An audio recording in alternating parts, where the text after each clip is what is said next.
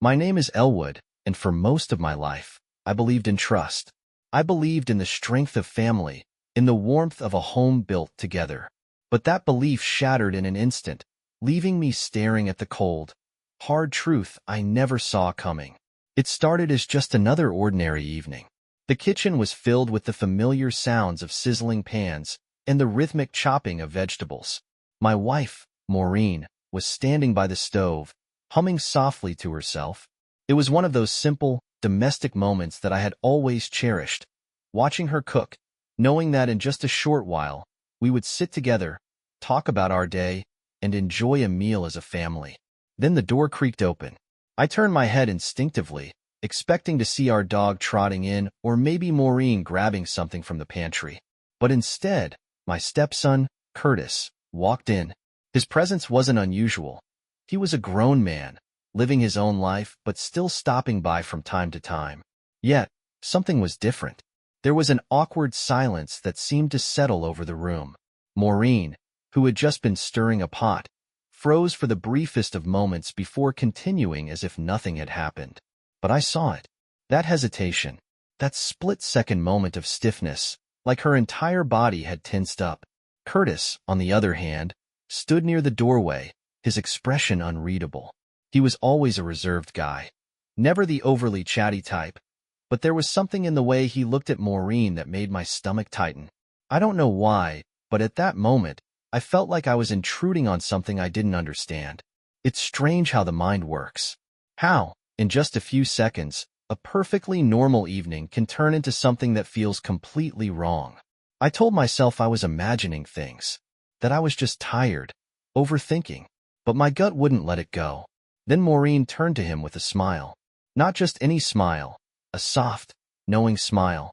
The kind you give someone you share a secret with. And that was the moment the first crack appeared in the foundation of everything I thought I knew.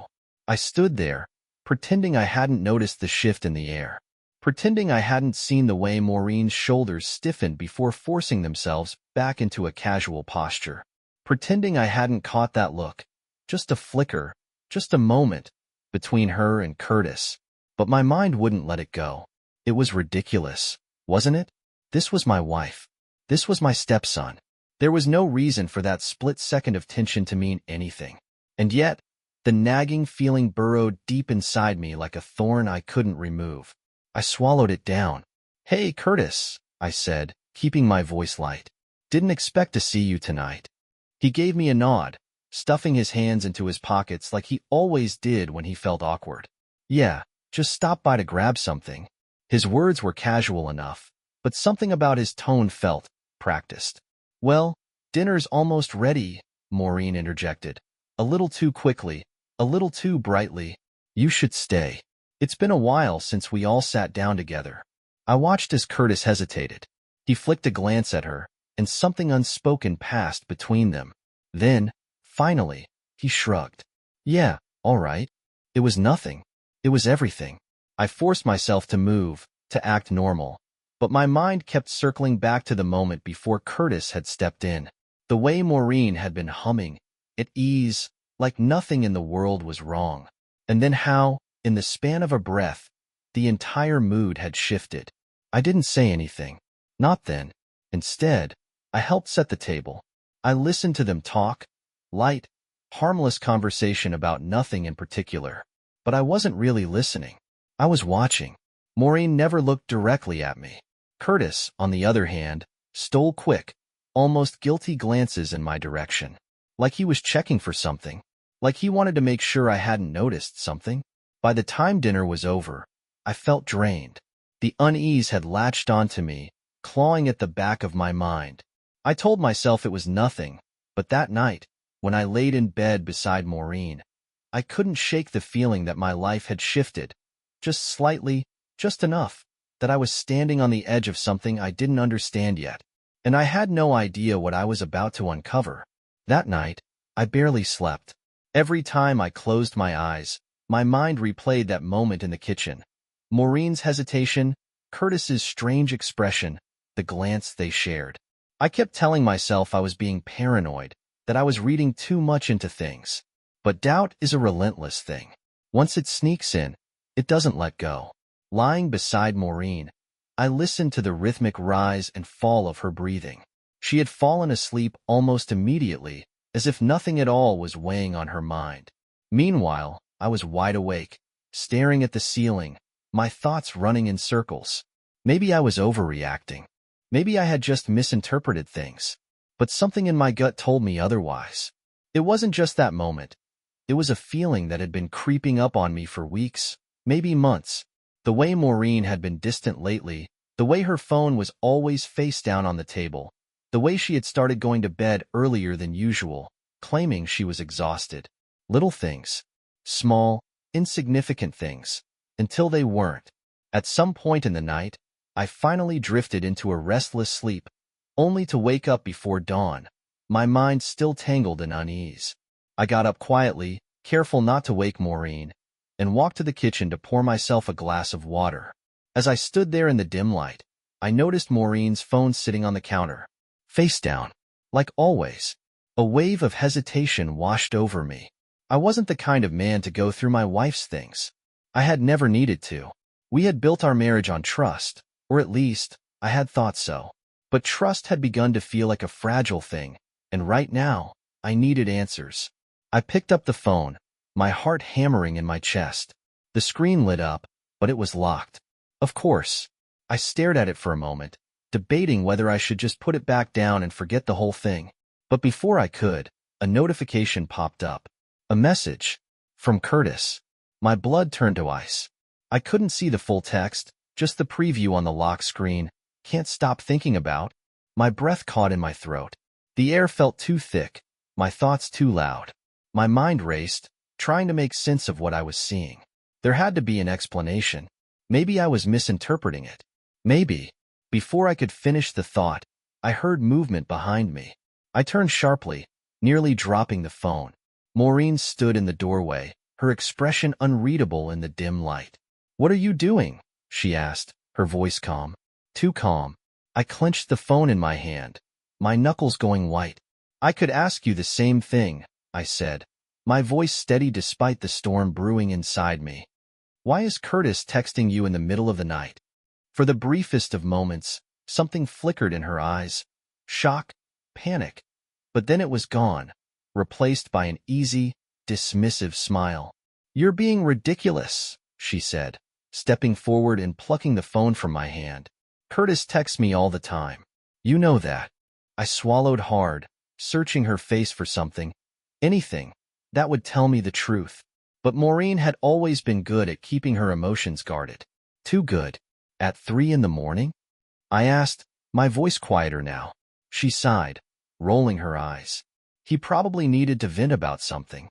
You know how he is." But I didn't know. Not anymore. I watched as she placed the phone back on the counter, face down, like always. "Come back to bed," she said, already turning away, as if the conversation was over, as if I was supposed to just drop it. I stood there for a long time after she left, staring at that phone like it held all the answers I was too afraid to face. Deep down, I knew. I just didn't know if I was ready to admit it yet.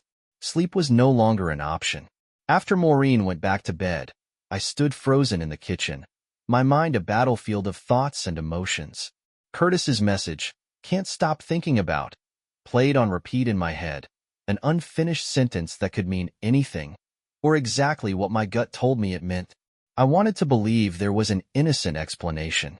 I needed to believe it, because if I didn't, the alternative would unravel everything I had built my life around. But Maureen's reaction stuck with me. She hadn't been shocked by the message itself. She hadn't acted confused or irritated that her stepson was texting her at 3 in the morning. She had gone straight to dismissing me, like I was the one creating problems, like I was the fool.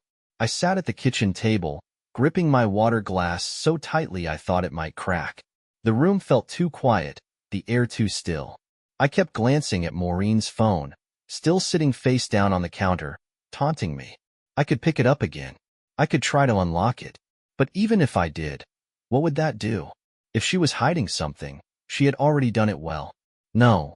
If I wanted answers, I needed to look elsewhere. I needed to be smart. A shadow of doubt. The next morning, I tried to act normal. I kissed Maureen on the cheek before she left for work, just like I always did. She smiled like nothing had changed, like she hadn't caught me staring at her phone in the dead of night. Maybe for her, nothing had changed. Curtis didn't show up that morning. I expected to hear from him, maybe some excuse about his late-night message, but my phone stayed silent. I decided not to wait. Instead of going straight to work, I made a detour. Curtis had been living in his own apartment for a while, a small place downtown that he barely kept clean. I had been there a handful of times, mostly when he needed help fixing something. I didn't call ahead. I wanted to see his face before he had a chance to prepare. When I knocked on his door, I heard movement inside, then a pause. A long, hesitant pause. Then the door cracked open. Curtis blinked at me, rubbing the sleep from his eyes. He looked surprised to see me, but not necessarily guilty. "Hey," he said slowly. "Didn't expect you to stop by." I forced a smile. "Yeah, I figured we haven't talked in a while. Thought I'd check in." He nodded, stepping aside to let me in. His place was a mess. Clothes on the floor, pizza boxes stacked on the counter. The air smelled like stale beer. It looked exactly how I expected it to, but there was something off, like something was missing. I glanced around, my heart pounding. It wasn't the clutter that stood out. It was the lack of something personal. No photos, no mementos, just a space that looked lived in but not lived in. Curtis ran a hand through his messy hair and sat on the couch. "So, what's up?" I kept my expression neutral. "Just wanted to catch up. Maureen said you've been stressed lately." It was a lie, but I needed to see how he reacted. His shoulders stiffened just a little before he forced a chuckle. "Yeah, work's been rough. Anything else on your mind?" I pressed. He looked at me then, really looked at me. For a second, I thought he was going to say something real, but then he just shrugged. "Nothing major." Another lie. I sat down across from him, trying to keep my breathing steady. I wanted to push further, but I had to be careful. If I came on too strong, he'd shut down. "Hey," I said, keeping my voice casual. "You texted Maureen pretty late last night. Something on your mind?" His jaw tensed, just for a second. Then he laughed. "Oh, that? Yeah, I was just venting about some stuff. Didn't realize it was that late." I nodded slowly. "What were you thinking about?" He hesitated. That hesitation told me everything. But instead of answering, he stood up. "You want a beer?" Deflection. Avoidance. Classic. "No, I'm good," I said, watching him closely. He opened the fridge, pretending to look for something, but I could tell he just needed a moment to compose himself. When he finally turned back around, his face was a perfect mask of indifference. "So, how's work been for you?" He was changing the subject, shutting the door on the conversation, and I let him. For now, the first real clue. By the time I left Curtis's apartment, I knew one thing for sure. He was hiding something. I just didn't know what. I drove to work in a daze, barely hearing the radio, barely noticing the cars around me. My mind was consumed with the little details, the small cracks forming in the story they were trying to sell me. And then, just as I pulled into the parking lot, my phone buzzed. A message from a number I didn't recognize. I frowned and opened it. "Unknown number. You're not crazy. Check her emails." My blood ran cold. I read it 3 times, my heart hammering in my chest. Who was this? How did they know what was happening? And more importantly, what the hell was I about to find? My hands were shaking as I stared at the message. "You're not crazy. Check her emails." It was just a few words, but they carried the weight of something undeniable, confirmation that my instincts weren't wrong, that I wasn't imagining things. I wanted to respond, to ask who this was, but I knew I wouldn't get an answer. This wasn't someone who wanted to talk. This was someone giving me a nudge in the direction of the truth. And now, I had to decide what to do with it. My stomach was in knots as I sat in my car, gripping the steering wheel so hard my knuckles turned white. The easy thing would be to ignore it, to tell myself that it was just some sick joke, that I had no reason to believe a faceless number over my own wife. But I wasn't sure if I could live with myself if I walked away from this. I took a deep breath and checked the time. If I went inside now, I could bury myself in work, pretend like nothing was wrong. Or I could go home, find her laptop, and finally get the answers I'd been too afraid to look for. It wasn't even a choice. I started the car and pulled out of the parking lot. The house was empty when I got there. Maureen was at work, which meant I had time. I moved quickly, heading straight for the office where she kept her laptop. The room smelled like her perfume. Everything was neat, carefully arranged, except for a single coffee cup sitting on the desk, a faint ring of brown left behind on the coaster. It was still fresh. She must have been here this morning before she left. I sat down in her chair, my pulse pounding in my ears. The laptop was closed, the power cord still plugged in. I lifted the screen, and the home screen blinked to life. Password protected. Of course. I wasn't an idiot. I knew she wouldn't just leave it open. But I also knew her habits. I tried her usual password, the one she used for Netflix, her email, our Wi-Fi. Incorrect password. I tried another. The name of her childhood dog. Her birthday. My birthday. Nothing. I clenched my jaw. My palms were sweating, frustration rising in my chest. Then I saw her phone charger lying on the desk. The realization hit me like a freight train. Her phone. It was synced to her laptop. If I couldn't get in through the laptop itself, maybe I could access her messages another way. I reached for my own phone and searched for a guide on how to sync messages from a connected iPhone. Within minutes, I had the steps laid out in front of me. It was a long shot, but I had to try. I followed the instructions carefully, my heart slamming against my ribs. Every step felt like a risk, like I was walking deeper into something I wasn't sure I wanted to know. Then, suddenly, a string of messages appeared on the screen. The most recent one was from Curtis. Curtis, I can still feel you on me. Last night was incredible. My stomach dropped. My vision blurred at the edges. I forced myself to keep reading. Maureen, you're going to get me in trouble if you keep texting me this stuff when I'm home. Curtis, I can't help it. I want you again. Soon. I felt sick. The words stared back at me, taunting me, stripping away any last thread of doubt I had been clinging to. This wasn't paranoia. This wasn't my imagination. It was real. It had been happening right under my nose. And now, I had proof. I stared at the screen, my entire world collapsing in slow motion. I can still feel you on me. Last night was incredible. The words burned into my brain, searing through every doubt I had tried to hold on to. There was no misinterpretation, no room for explanation. This wasn't a harmless conversation.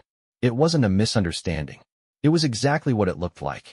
Curtis, my stepson, the boy I had helped raise, the one I had guided, supported, treated like my own blood, and my wife. Together. I couldn't breathe. My vision blurred at the edges, my hands gripping the arms of the chair as I tried to keep myself from falling apart. I wanted to stop reading, to close the laptop and pretend I had never seen any of it. But I couldn't. My hand moved on its own, scrolling through the messages, pulling me deeper into the betrayal. Maureen, you're going to get me in trouble if you keep texting me this stuff when I'm home. Curtis, I can't help it. I want you again. Soon. Maureen, you'll have to wait. He's been paying more attention lately. I think he suspects something. My blood turned to ice.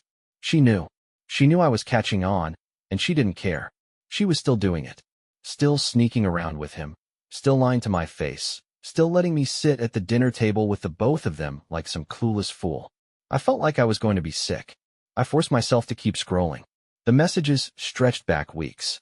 Then months. Curtis, last night was risky, but I couldn't stop myself. Seeing you like that. I had to have you. Maureen, you're bad. We can't keep doing this so often. What if he finds out? Curtis, he won't. He trusts you. I slammed the laptop shut. The room spun around me, my breathing uneven. I felt like I had been punched in the gut, like the air had been knocked out of my lungs, and I couldn't get it back. This wasn't some passing mistake. It wasn't a drunken lapse in judgment. This had been going on for months. Right under my nose. I thought back to all the moments I had ignored. The times Curtis had stopped by unexpectedly, the strange tension between them, the way Maureen had been acting distant. I had felt something was wrong. I had known something wasn't right. And yet, I had convinced myself otherwise. I had trusted her. I had trusted both of them. I pushed back from the desk, my hands shaking. I needed air. I needed to get out of that house before I lost my mind completely.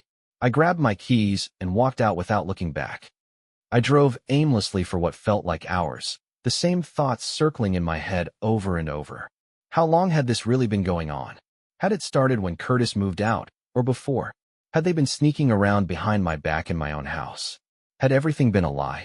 I tried to piece it together, but none of it made sense. I pulled into an empty parking lot and leaned my head against the steering wheel, my mind spiraling. What the hell was I supposed to do now? I couldn't just go back home and pretend like nothing had changed. I couldn't sit across from Maureen at the dinner table, knowing what I knew. I couldn't look at Curtis without wanting to break something. I needed answers. I needed to know how deep this went, and I needed to hear it from her. I took a deep breath, gripping the steering wheel so tightly my knuckles turned white. Then, without giving myself time to think, I pulled out my phone and called Maureen. She answered on the second ring. "Hey, babe," she said, her voice light, casual, completely unaware that I had just uncovered her secret. "Everything okay?" I swallowed down the lump in my throat. "Yeah," I said, forcing my voice to stay even. "I was just thinking, maybe we should have dinner together tonight. Just the two of us." There was a pause. Then, "That sounds nice. Any special occasion?" "No," I lied. "Just want to spend some time with my wife." She laughed softly. "Well, aren't you sweet? Okay, I'll be home around 6. "Great," I said. "See you then." I hung up before she could say anything else. I stared at the phone in my hand, my pulse racing. She had no idea, but she would soon. Tonight, I was going to confront her, and there was no telling how it would end. By the time I pulled back into the driveway, the sun was starting to dip below the horizon, casting long shadows over the house. The same house where I had built a life, where I had trusted my wife, where I had let Curtis walk in and out without a second thought. I sat in the car for a moment, gripping the steering wheel, trying to steady myself. I had played the conversation with Maureen over and over in my head, imagining how she might react. Would she deny it? Would she break down and confess? Would she try to turn it around on me, make it seem like I was the one with the problem? I had seen her lie so effortlessly before. Small things, harmless things, things I had ignored. But this was different. This was our marriage, our entire life together. This was something that couldn't be brushed aside. I took a deep breath, pushed open the car door, and walked inside. The house was quiet. The kind of quiet that settles in when no one else is home, when there's no TV humming in the background, no dishes clattering in the sink. For a second, I thought maybe I had beaten her home. Then I heard movement upstairs. I stepped into the kitchen, my pulse hammering in my ears. I didn't call out for her. Instead, I walked to the counter where she always left her phone when she got home. It wasn't there. That alone sent another jolt of suspicion through me. She always placed it in the same spot, face down, just like she had this morning. But now, it was nowhere to be seen. I turned toward the stairs, my breath slow and steady. If she had just gotten home, she was probably in the bedroom, changing. Or maybe, she wasn't alone. The thought hit me like a freight train, sending a wave of nausea rolling through me. Would she be that reckless? That bold? I forced my feet to move, one step at a time, until I was standing at our bedroom door. It was cracked open slightly, enough that I could hear the faint rustling of fabric inside. I pushed it open. Maureen was standing by the bed, her back to me. She was still in her work clothes, but she had her phone in her hand, her fingers moving quickly across the screen. She didn't hear me at first. Then, as if sensing my presence, she turned. There was a flicker of something in her eyes, surprise, maybe, or something closer to guilt, but it disappeared almost instantly. "Hey," she said, slipping her phone into her purse like it was nothing. "You're home early." I didn't answer. I just stood there, watching her, waiting. When I didn't respond, she frowned. "Everything okay?" I let out a slow breath. "Who were you texting?" Her expression didn't change. Not even a twitch. "Just work stuff?" Lies. I could feel them dripping from her words, coating the air between us. I took a step forward. "You sure about that?" She sighed, like I was being difficult. "Elwood, what's going on?" My stomach churned. I had rehearsed this moment in my head 100 times on the drive home. I had imagined different ways to say it, different ways to lay out the evidence I had found. But standing here, looking at her, all I felt was anger. Anger at her lies. Anger at myself for not seeing it sooner. Anger at how casual she was about all of it. "I know," I said, my voice quiet but firm. She blinked. "Know what?" I clenched my fists at my sides. "I know about you and Curtis." Silence. For the first time, I saw it, real fear. It flashed across her face so quickly that if I had blinked, I might have missed it. But I didn't blink. And now, she knew the truth. Elwood, she started, her voice soft, careful. I don't know what you think you saw, but… Don't. I cut her off. Don't lie to me. She stared at me for a long moment, her lips pressing together. Then, slowly, she sat down on the edge of the bed, running a hand through her hair. I waited. Finally, she let out a breath and looked up at me. How much do you know? It was an admission. Maybe not in words, but in everything else. I felt like I had been punched in the gut. Enough, I said. I saw the messages. I know how long this has been going on. I know everything. She swallowed hard. Elwood, She trailed off, like she didn't know what to say. Like there was anything she could say.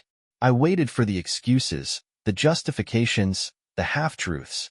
But instead, she did something I didn't expect. She dropped her head into her hands and started to cry. Not soft, delicate tears.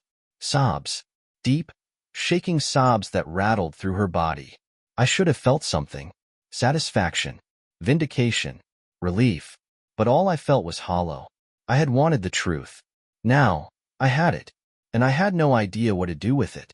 Maureen sat there, her body racked with sobs, her hands gripping her face like she wanted to disappear.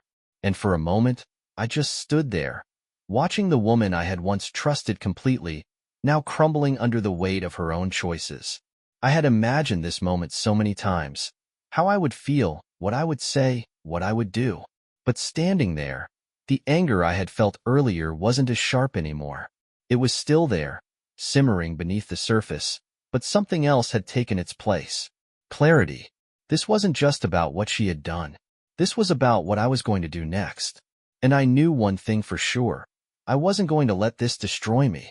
I took a deep breath and sat down across from her, keeping my voice calm. Maureen, I need you to be honest with me. No more lies. No more excuses. Just tell me the truth. She lifted her head slowly, her eyes red and swollen. For the first time since this nightmare started, she looked defeated. I don't know why I did it, she whispered. I wish I could tell you it was some mistake, but it wasn't. It just happened, and I hate myself for it. I shook my head. It didn't just happen, Maureen. You made a choice. Over and over again. She let out a shaky breath, nodding. I know. I let the silence hang between us, letting the weight of everything settle in. I deserve better than this, I finally said. Her face crumbled. I know you do. And that's why I'm leaving.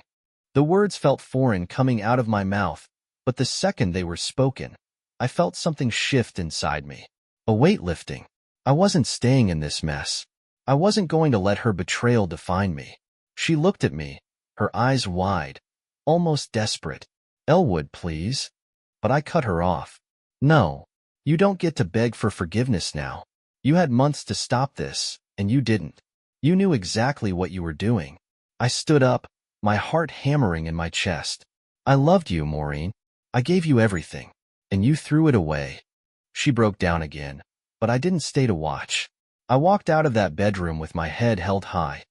Over the next few weeks, I focused on me. I moved out, got my own place, and started building a life that was mine.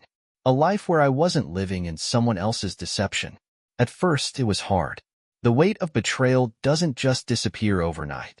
But with every day that passed, I felt a little lighter, stronger. I went back to the things I had lost myself in over the years, hobbies, friendships, goals I had put aside. I started to live again. And one day, I woke up and realized that I wasn't angry anymore. I wasn't bitter. I was free. Looking back now, I don't regret what happened, because it taught me something important. I deserve love that is real. I deserve trust that isn't one-sided. I deserve better.